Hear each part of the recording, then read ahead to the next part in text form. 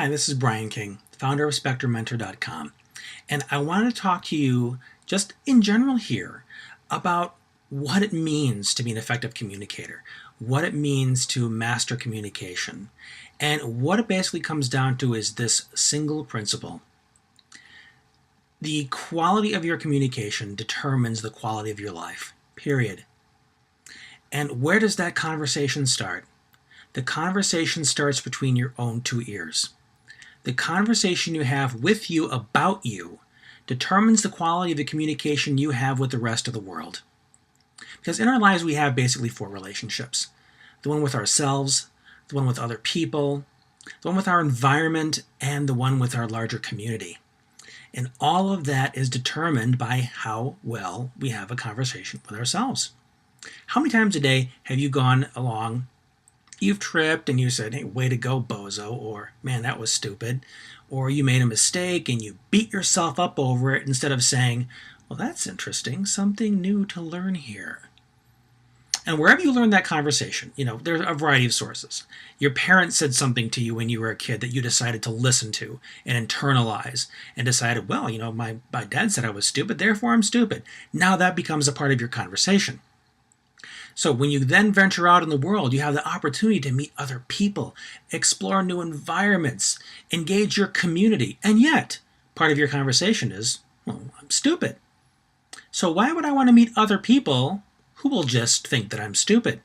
Why would I want to go and explore my environment and take chances when I'm stupid? Why would I have anything my community needs because I'm stupid? So you have those values, those beliefs about yourself that are in charge of the entire conversation you have. The conversation you have with yourself that gives you permission to engage life and be effective. And this is never more true than it is for special needs kids who are constantly given feedback about what they should be doing, what they shouldn't be doing, how they need to stop that and stop this and do that instead. Their entire conversation becomes about, man, what a screw up I am. How I always have something to fix because nothing I do or say is ever good enough for anybody because I always need to be doing it better. That's the kind of conversation that leads people into a life of paralyzing self-doubt that prevents them from going out and doing anything that might help them grow because they're not taught to think of themselves as competent. Now, special needs aside, this can happen to any human being who throughout their life they have a couple beliefs that are instilled in them that tell them they can't, they won't, they shouldn't, they're not good enough, and that becomes a core part of their conversation.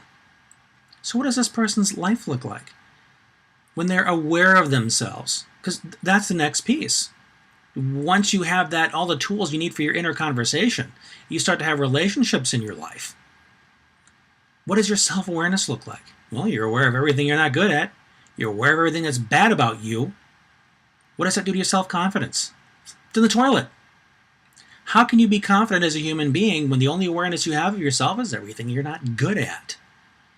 And are you going to self-advocate? Are you going to ask for help?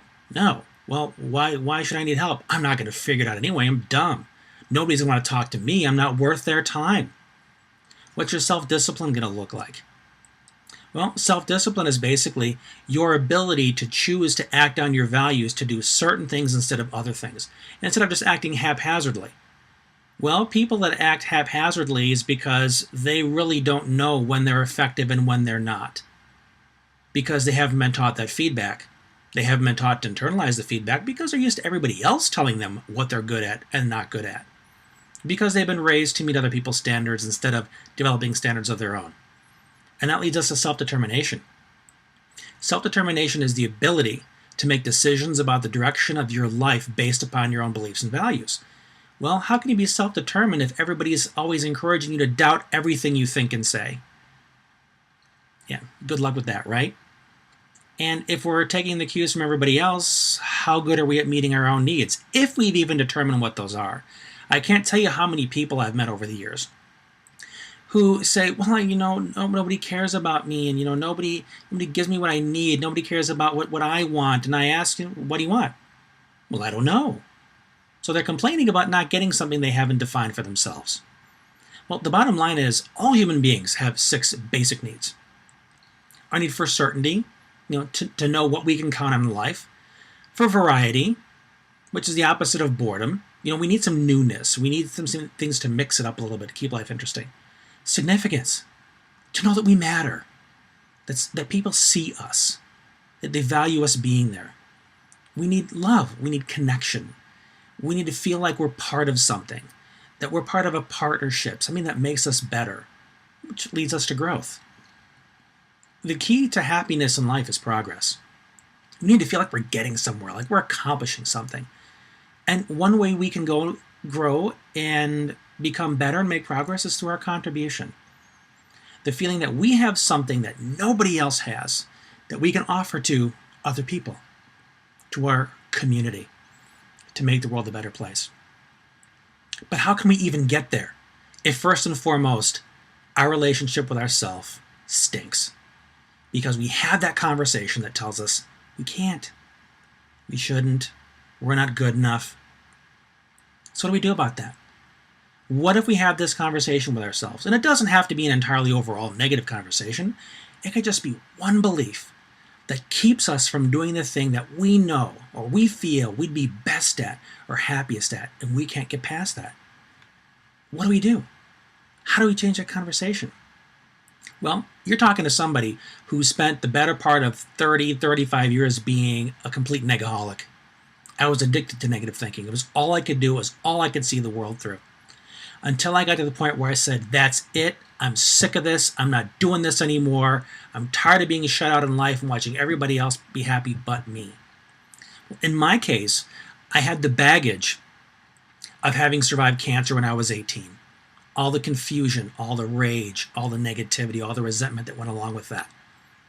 And I also had Asperger's, which is on the autism spectrum, which I was not aware of. So I was filtering the world through a very unique and very restricted lens in terms of how the world work, how relationships work. So I had all this noise going on in my head that informed this conversation. This conversation that led me to think, I'm not good enough, I'm not smart enough, nobody loves me, nobody cares about me. And that lens did everything to separate me from people. It did everything to prevent me from wanting to have a conversation with myself if that conversation was only insulting. So when I got sick and tired of being in that place, I absolutely committed myself to learning what it took to change the conversation with myself so I could have a more effective conversation with other people. And what I developed was my No More Misunderstandings process, system, program, whatever you want to call it. And there are 10 core strategies. And of course there are subsets to those. But the 10 core strategies that I came up with were all about how to master that conversation. Because when you can master the conversation between your ears, you master every situation you walk into. Because you show up being somebody who generates possibilities, somebody who generates solutions, somebody who can help other people see the world through that lens. You become powerful because you invite people to join you in a conversation that helps them feel better about themselves and think bigger. As a parent, maybe you want that for your kids. As an employer, maybe you want that for your employees. You want them to think what is possible for themselves. Where are the solutions instead of what's the next thing I can complain about? What's the next thing I can make an excuse for?